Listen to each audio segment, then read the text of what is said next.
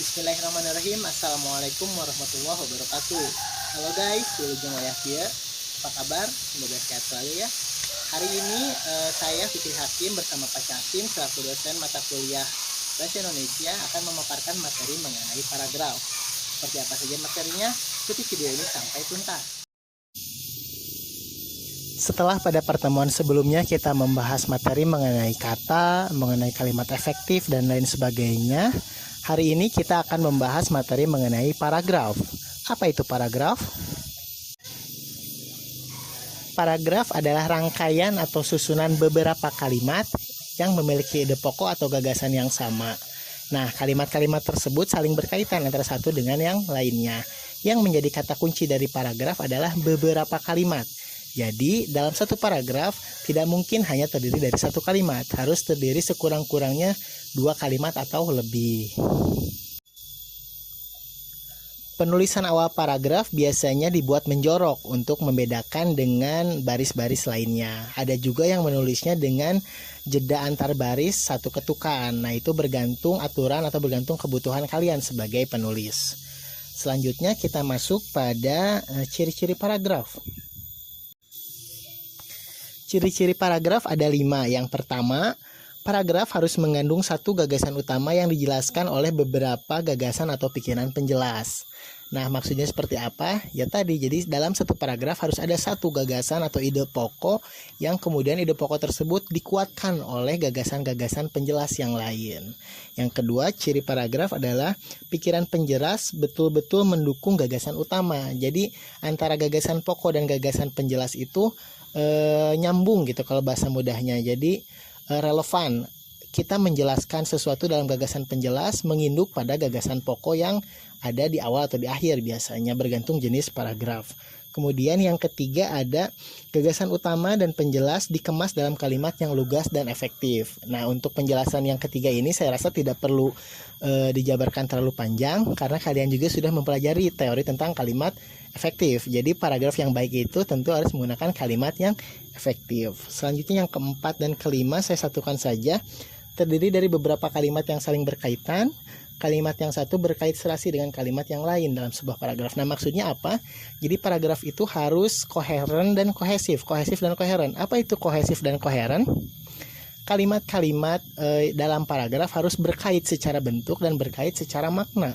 Secara bentuk, misalkan antara kalimat satu dengan kalimat lain disambungkan oleh konjungsi. Secara makna, misalkan kalimat satu dengan kalimat kedua harus berkait secara makna, harus relevan secara makna isinya gitu, secara isi kalimat tersebut seperti apa. Sampai sini paham? Selanjutnya ada syarat-syarat menulis paragraf. Yang pertama, kesatuan paragraf. Yang kedua, keterpaduan. Yang ketiga, ketuntasan. Yang keempat, konsistensi sudut pandang. Dan yang kelima, keruntutan. Di sini saya tidak akan membahas satu persatu, tapi kita akan bahas secara satu kesatuan. Jadi kita menganggap atau kita memosisikan syarat-syarat menulis paragraf ini sebagai satu kesatuan. Jadi paragraf yang baik itu harus punya keterpaduan antar kalimat, keterpaduan antar paragraf satu dengan paragraf yang lainnya juga. Kemudian harus punya keruntutan. Jadi keruntutan itu jelas mana gagasan pokoknya, mana gagasan penjelas, posisinya seperti apa, disesuaikan dengan jenis paragrafnya. Dan tidak lupa harus konsisten. Konsisten di sini dalam artian apa? Dalam artian pemilihan kata, konsisten dalam pemilihan misalkan penggunaan sudut pandang. Jadi dalam sebuah paragraf saat sudut pandang orang pertama yang digunakan, konsistenlah gunakan sudut pandang orang pertama. Saat sudut pandang orang kedua yang digunakan, konsisten gunakan sudut pandang orang kedua dan seterusnya dan seterusnya. Jadi harus konsisten. Karena dalam karya tulis ilmiah, kekonsistenan itu mencerminkan keilmiahan karya tulis kita. Salah satunya seperti itu. Selanjutnya kita akan membahas jenis-jenis paragraf. Nah, jenis-jenis paragraf ini diklasifikasikan pada beberapa kategori lagi. Pertama, jenis paragraf berdasar sifat dan tujuannya. Ada 3 jenis paragraf berdasar sifat dan tujuan. Pertama, paragraf pembuka, penghubung, dan ketiga, paragraf penutup. Nah, paragraf pembuka, penghubung, dan penutup ini ada pada ruang lingkup sebuah karya tulis. Jadi dalam satu kesatuan karya tulis ada yang disebut paragraf pembuka, paragraf penghubung, dan paragraf penutup. Paragraf pembuka gunanya untuk apa? Paragraf pembuka itu untuk mengantarkan pembaca pada isu-isu yang akan diangkat nanti. Kemudian paragraf penghubung adalah paragraf yang menghubungkan antara gagasan yang ada di pembuka ke simpulan yang ada nanti di paragraf penutup. Nah, paragraf penutup sendiri biasanya di akhir dan isinya biasanya tentang simpulan dari keseluruhan isu yang dibahas. Itulah jenis paragraf berdasarkan sifat dan tujuannya. Kemudian ada jenis paragraf berdasar posisi kalimat utama. Sebelumnya, kalian tahu apa itu kalimat utama? Ya, kalimat utama adalah kalimat yang mana di dalamnya terdapat gagasan utama dari si paragraf tersebut. Berbeda, hati-hati, antara kalimat dan gagasan utama itu berbeda walaupun ada pada satu posisi yang sama. Jadi gagasan utama pasti ada pada kalimat utama, begitupun sebaliknya. Hanya gagasan utama sifatnya lebih singkat, lebih padat dibanding dengan kalimat utama. Nah, kalau kalimat utama kan namanya juga kalimat utama, berarti harus berupa kalimat. Contoh misalkan kalimat utamanya, pada hari Minggu Riko pergi berbelanja sapu ke pasar. Itu kalimat utamanya. Gagasan utamanya apa? Riko belanja sapu. Nah, seperti itu. Itu contoh kecil perbedaan antara kalimat utama dan gagasan utama. Jenis-jenis paragraf berdasar posisi kalimat utama itu ada dua. Ada paragraf deduktif dan ada paragraf induktif. Apa itu paragraf deduktif? Paragraf deduktif itu adalah paragraf yang kalimat utamanya terletak di awal paragraf. Sedangkan paragraf induktif adalah paragraf yang kalimat utamanya terletak di akhir paragraf. Sebetulnya selain deduktif dan induktif ini masih ada jenis paragraf ketiga, yaitu paragraf campuran. Ada juga yang menyebut paragraf kombinasi. Jadi kalimat utamanya disampaikan di awal dan di akhir.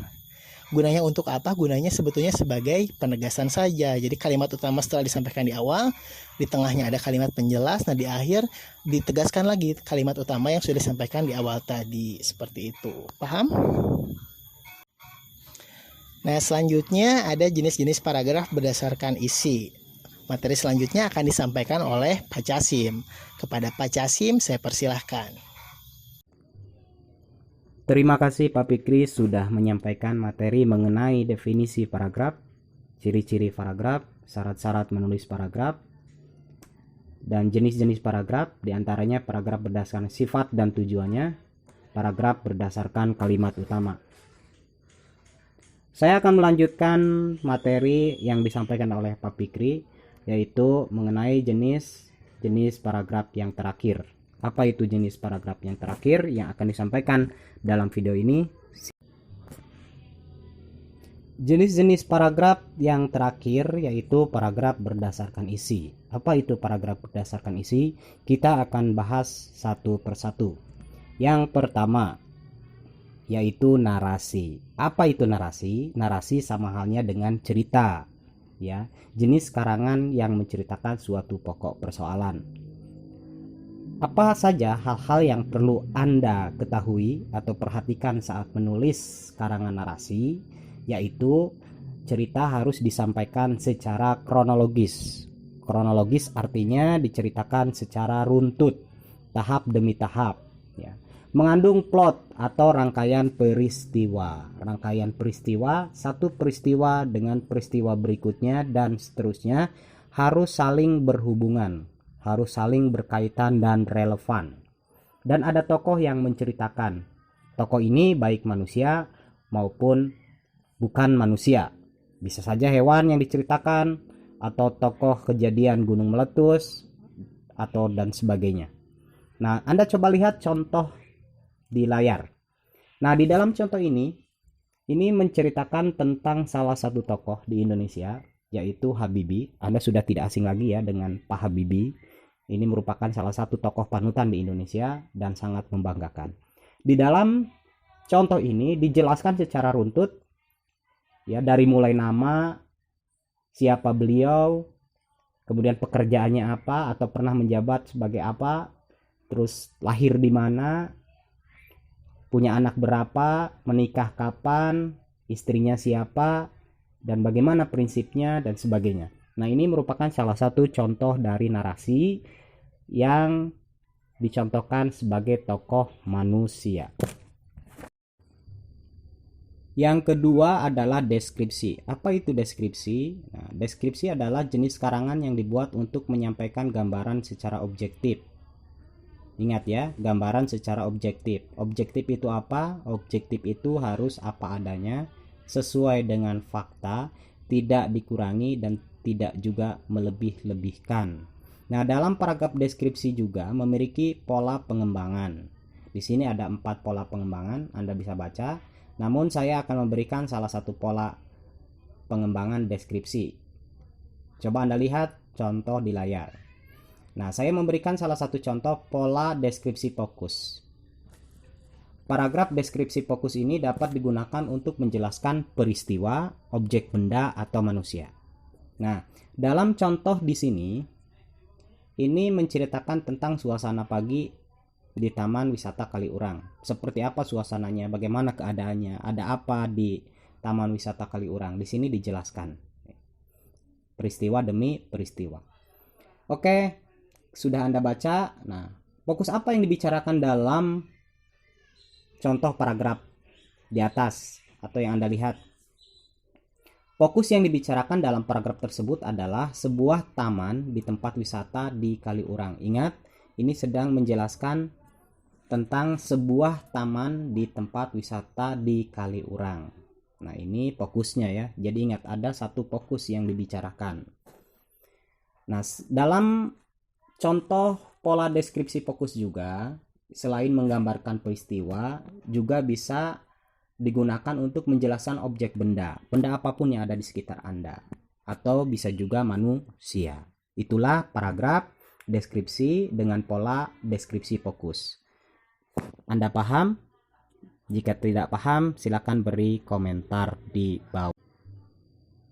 Yang ketiga, yaitu eksposisi. Anda sudah tidak asing lagi ya dengan istilah eksposisi. Jangan sampai Anda tidak bisa menulis teks eksposisi.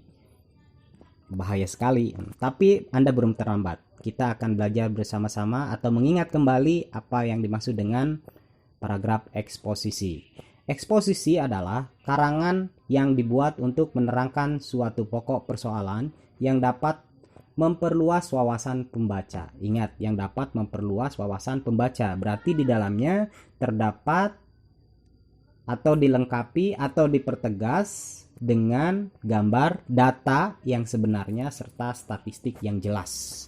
Mari kita lihat contoh dari paragraf eksposisi.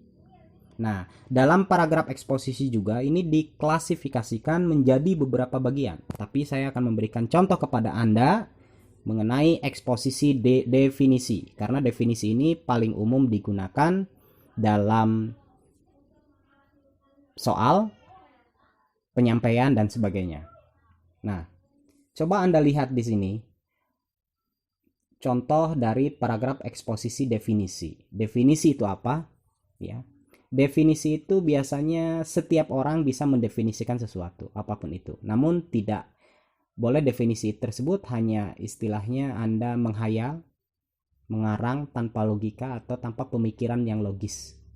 Nah, dalam contoh ini kita akan membicarakan mengenai coronavirus karena saat ini sangat marak dengan coronavirus. Apa itu coronavirus? Maka jawabannya adalah coronavirus adalah, atau definisi coronavirus itu apa? Definisi coronavirus adalah keluarga besar dari virus yang menyebabkan penyakit mulai dari flu biasa hingga penyakit yang lebih parah.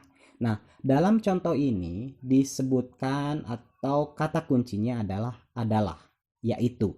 Nah, itu bisa salah satu menjadi ciri khas dari eksposisi definisi karena sifatnya mendefinisikan atau mengartikan. Anda sudah paham? Silakan Anda berikan contoh mengenai contoh paragraf eksposisi. Yang keempat adalah argumentasi. Argumentasi itu apa? Nah, Anda sudah bisa menjawabnya. Argumentasi itu berupa pendapat, pernyataan seseorang. Anda berpendapat, ya tentu saja itu bisa jadi benar. Argumentasi adalah jenis karangan yang berisi gagasan lengkap dengan bukti dan alasan, serta dijalin dengan proses penalaran yang kritis dan logis. Oke, kita lihat contoh dari paragraf argumentasi. Apakah seseorang berpendapat atau tidak? Coba Anda lihat di layar. Memilih SMA tanpa mempertimbangkan yang matang hanya akan menambah pengangguran, karena pelajaran di SMA tidak memberi bekal bekerja. Menurut Iskandar, sudah saatnya masyarakat mengubah paradigma agar lulusan SMP tidak latah masuk SMA. Kalau memang lebih berbakat pada jalur profesi, sebaiknya lulusan SMP memilih SMK. Mengapa ini disebut sebagai paragraf argumentasi? Apakah Anda bisa memahaminya? Nah, Anda perlu ingat bahwa dalam paragraf argumentasi, suatu gagasan utama dijelaskan dengan kalimat pengembang yang berupa alasan, dengan data atau bukti yang nyata. Pernyataan dalam gagasan utama semakin kuat. Nah, penulis ingin meyakinkan pembaca terhadap ide atau gagasan. Ya, dalam contoh tersebut, sambil Anda sesuaikan dengan apa yang saya sampaikan, yang dikemukakannya dengan argumen disertai fakta. Penulis ingin menyampaikan pesan bahwa dalam memilih sekolah perlu pertimbangan yang matang supaya tidak menambah pengangguran. Ini sudah berpikir secara kritis dan logis disertai dengan fakta yang ada sekarang di lapangan, ya. Penulis memberi argumen bahwa seseorang yang berorientasi kerja tidak masuk SMA tetapi memilih SMK karena SMA tidak memberi bekal kerja. Kalimat dalam contoh di layar, ya, hingga terakhir merupakan fakta yang menguatkan gagasan utama. Anda sudah paham? Mudah-mudahan Anda paham. Jika tidak paham, silakan. Yang kelima adalah paragraf persuasi. Apa itu paragraf persuasi? Kita lihat definisinya. Paragraf persuasi adalah jenis karangan yang disampaikan dengan menggunakan bahasa yang singkat, padat, dan menarik untuk mempengaruhi pembaca sehingga pembaca terhanyut oleh siratan isinya. Selain itu, paragraf persuasi juga berisi ajakan. Ingat, paragraf persuasi paling mudah Anda bedakannya yaitu paragraf ini berisi ajakan-ajakan, membujuk, dan sebagainya. Paragraf persuasi juga memiliki tujuan. Apa sih tujuan dari paragraf persuasi? Yaitu untuk membujuk pembaca agar mau melakukan sesuatu sesuai dengan keinginan penulisnya. Ya, Anda misalnya chat kepada teman Anda. Teman Anda tidak mau pergi, tapi Anda membujuknya dengan berbagai cara. Ya, secara singkat, padat, dan menarik misalnya. Ayolah kita pergi ke pantai, pantai itu sangat indah. Nggak mau, aku bosan pergi ke pantai. Tapi kamu berupaya untuk terus membujuk dia sampai dia benar-benar mau dan terhanyut. Akhirnya dia mau pergi ke pantai bareng kamu. Nah, agar tujuannya dapat tercapai, penulis harus mampu menyampaikan bukti dengan data dan fakta pendukung. Nah, seperti tadi contohnya ya. Kalau Anda mengajak teman ke pantai, Anda harus buktikan dengan bukti-bukti yang kuat. Misalnya foto ya atau video gitu yang membuktikan bahwa ya dia bisa datang dengan kamu pergi ke pantai. Coba kita lihat contoh di layar. Ya, saya masih memberikan contoh yang sama mengenai tema virus COVID. Anda bisa baca satu persatu. Ini dijelaskan secara runtut bagaimana penyebaran virus COVID-19 di dunia, khususnya di Indonesia. Nah, ini seperti apa penyebarannya gitu. Namun yang perlu Anda pahami atau Anda garis bawahi di sini ada kata maka dari itu. Ingat, maka dari itu sebagai upaya untuk memutus tali rantai COVID-19 untuk tetap belajar di rumah, bekerja dari rumah, dan ibadah di rumah. Ini sifatnya mengingatkan dan mengajak kita agar sama-sama menjaga kesehatan diri dengan cara belajar di rumah, bekerja dari rumah, dan ibadah di rumah. Marilah. Nah, di sini ada contoh kata atau kata kunci marilah. Marilah tanamkan kesadaran dimulai dari diri kita sendiri untuk kepentingan bersama supaya Indonesia kembali ceria seperti sedia kala. Nah, dari contoh persuasi ini berupa ajakan ada kata kunci marilah. Itu dia mengenai contoh paragraf persuasi. Mudah-mudahan Anda paham. Jika tidak paham, silakan Anda pemaparan materi tentang paragraf dari kami. Silakan jika ada hal-hal yang tidak dipahami, Anda beri komentar di bawah ini. Sampai jumpa di video berikutnya. Semoga bermanfaat. Tetap semangat belajar di rumah. Terima kasih. Assalamualaikum warahmatullahi wabarakatuh.